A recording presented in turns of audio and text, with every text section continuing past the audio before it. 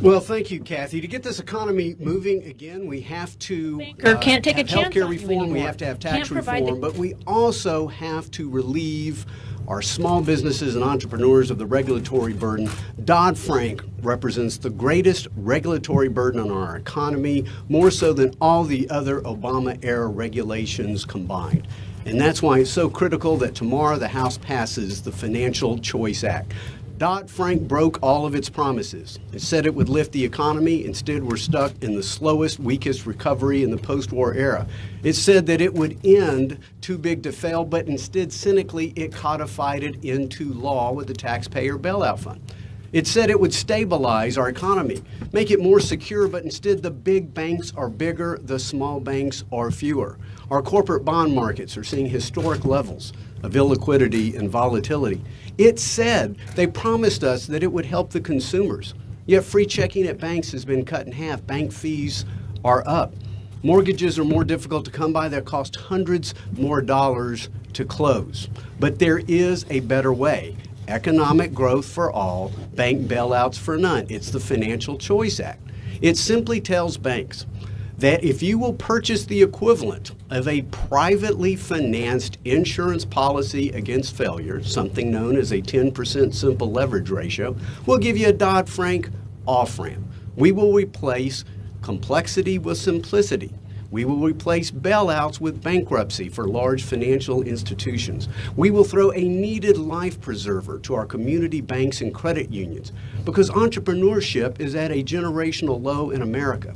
It takes small banks and small credit unions to lend to small businesses, again, the job engine of America. The Financial Choice Act cannot get passed soon enough. So once again, hardworking Americans who haven't seen a pay increase since Dodd-Frank was enacted can see their American dream realized yet again.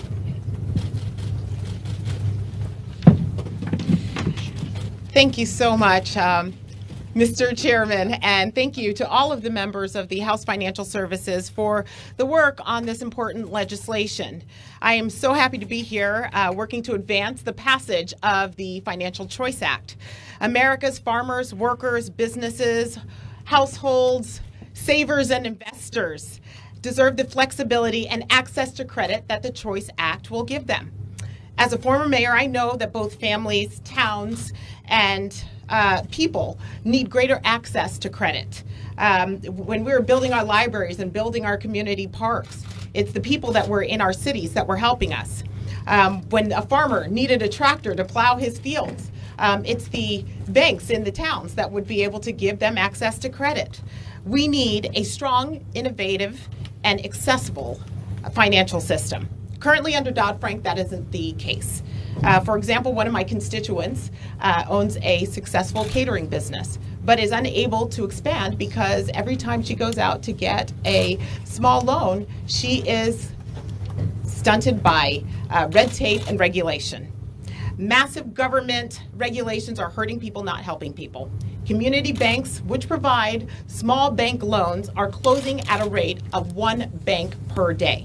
Middle to low income families are getting higher fees, less access to credit, and less customer service than ever before. Everyone deserves a chance to achieve their American dream. The Choice Act is a bold step towards achieving the American priority for faster economic growth and job creation. We're excited. I hope that everyone's excited about actually talking about policy and getting the work done for the American people. Thank you.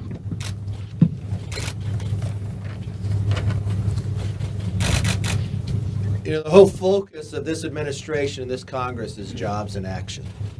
If we just look at the quorum report on the first 100 days of this Congress, goes through and looks and analyzes back to George H.W. Bush's Congress and forward.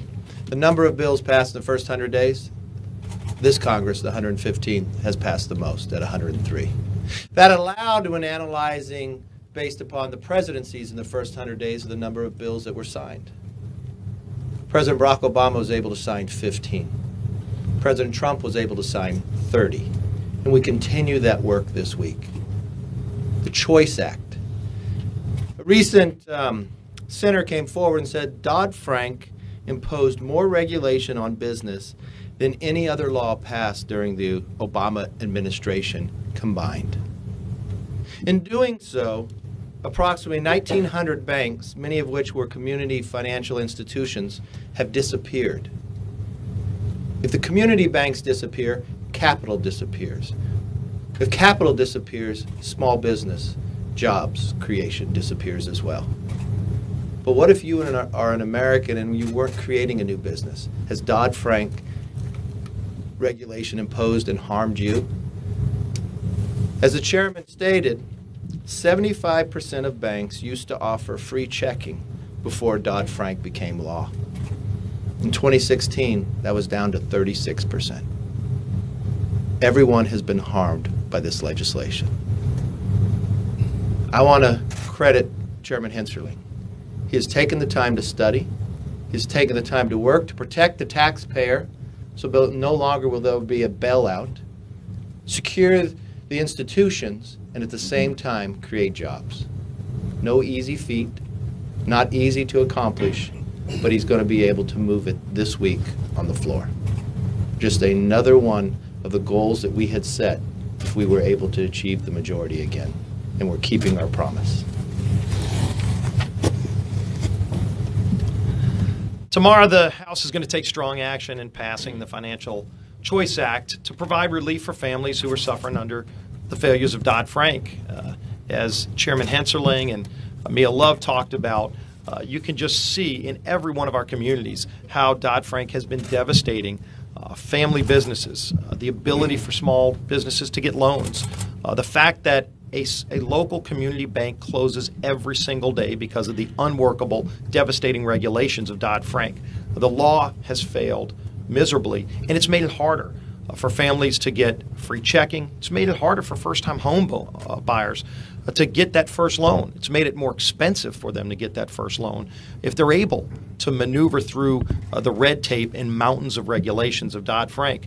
And what it's done to small business lending has been devastating. Again, increasing the costs of small business loans, and in many cases denying small businesses that ability to get a first-time loan. So we are taking real strong action to provide that relief with the Financial Choice Act, and I appreciate the work that Chairman Hensarling and his committee did to get this bill in a position where we can bring it to the floor tomorrow, have a strong vote, and send it over to the Senate where hopefully they'll follow suit and provide that relief for families in our local communities who are struggling under the weight of a failed law. Unfortunately, when we talk about failed laws, there are so many of them out there, and this week, we just heard more news about the failures of Obamacare. You just saw in Ohio where Anthem is pulling out of the entire healthcare marketplace in that state. And a new report came out showing just how devastating Obamacare has been at raising costs for families across the country. Over 100% increases, literally doubling premiums for families since Obamacare passed till today. In my home state, Louisiana, it's been even worse, where average premium increases have been over 120% because of the failures of the law. Luckily, we passed a bill through the House to provide relief from Obamacare for families. I know the Senate's working to get to a point where they can provide similar relief by passing their bill, and we encourage them to keep doing the work that they're doing to get a bill to President Trump's desk. Morning. Morning. It's nice to see the expanded media presence in the Capitol this week here to cover our Financial Choice Act. Over the past 5 months, we have spent a lot of time and a lot of effort reforming our regulatory policy at the federal government. That is because it is very, very important. It's vital to creating good-paying jobs and getting back to real economic growth. And it's also because we promised the American people this is what we would do if we got control of government, if we won this election. We see the Financial Choice Act as the crown jewel of this effort. This legislation comes to the rescue of Main Street America. The Dodd-Frank Act. The Dodd-Frank Act has had a lot of bad consequences for our economy, but most of all in the small communities across our country. Community banks are going out of business because they cannot deal with the costly and the countless rules. Look, so many of us represent middle America. Big businesses can get loans in big cities from big banks, but everybody else doesn't get their money that way. And we are losing community banks by the day. And most of the jobs in this country come from community banks, come from small businesses. They who take a risk, these entrepreneurs, these small businesses, they go and get credit from the community bank. And that's where job growth comes from. And the reason we haven't had the kind of economic growth that we need in this country is because of the regulatory structure. This bill fixes that. So this is something that we hear back home all of the time. This is very important legislation, which we think is just absolutely critical to getting this economy growing and to getting small businesses, farmers, ranchers, entrepreneurs, the kind of capital and the credit they need to take risks, to grow, to hire people, to increase wages. This also repeals the too big to fail, which makes taxpayer bailouts of Wall Street a thing of the past. Simply put, this is a jobs bill for Main Street. The Financial Choice Act makes it possible for small businesses across this country to stop struggling and to start hiring. I want to commend Chairman Hensarling and his committee, Mia Love and everybody on their committee. They have put years of work into this. This is a very important piece of legislation we're very excited about bringing through Congress today, because this is a key piece of our agenda to get the regulatory reform agenda put through, to get jobs growing, and to get the economic growth that we really need and deserve in this country. Thank you. Anybody have any questions? Mr. Speaker, given some of the stories we've seen over the last couple of weeks, has the president ever asked you to weigh in publicly on his behalf on some of the Russia allegations or related to any of these investigations that we've seen? No. Yeah. I wanted to ask about the debt ceiling and when Congress will address that. Secretary Mnuchin had said that it needed to be sooner rather than later, and also to see if the president had told you in your meeting yesterday who's in charge of addressing the debt ceiling. Yeah. So and we're when going Congress will get to it. to address the debt ceiling before we hit the debt ceiling. That's When will that be? yeah, before it hits. So naturally, the Treasury Secretary should be in charge of the debt limit, because it's the Treasury Secretary who runs the numbers, who runs the levers that control the flow of us paying our debts. So the Treasury Secretary is and should always be the person in charge of debt limit negotiations, debt limit legislation. So that's a natural thing. Every Treasury Secretary is in charge of that. Clearly, the Treasury Secretary wants us to do it earlier than later. That's what every Treasury Secretary says and should be saying. We're going to work with them on this. We're having long, ongoing conversations with our members about how to address this, and we'll address it before we hit the debt limit.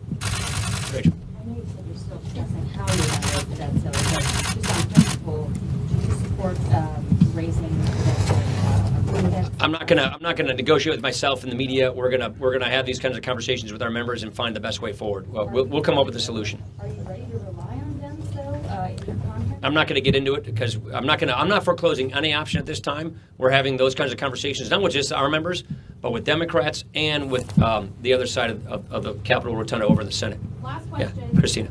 Do you support the president's stance encouraging other Middle Eastern countries to put pressure on Qatar, given the size of the U.S. military base there and its importance in the region? No, I've been to Qatar a number of times. I've been to the military base there. It's very important for us.